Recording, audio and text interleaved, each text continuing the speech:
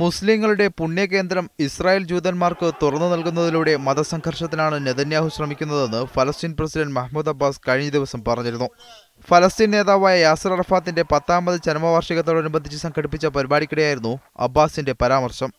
എന്നാൽ അബ്ബാസിന്റേത് നിരുത്തരവാദപരമായ അഭിപ്രായമാണെന്നാണ് ഇസ്രായേൽ പ്രധാനമന്ത്രി Benjamin Netanyahu പറഞ്ഞത്.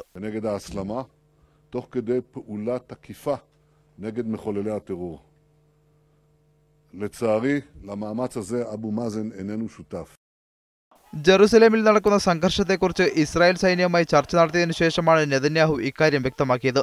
ജെറുസലേമിലുള്ള ഫലസ്തീനികൾക്കെതിരെ ആക്രമണം ശക്തമാക്കുമെന്ന് നെതന്യാഹു കൂട്ടിച്ചേർത്തു. במערכה של הסתה וטרור שמכוונת נגד מדינת ישראל ואזרחיה. זאת מערכה വെസ്റ്റ് ബാങ്കിൽ ഇസ്രായേലികളും ഫലസ്തീൻ നിവാസികളും തമ്മിലുള്ള സംഘർഷം തുടരുകയാണ്.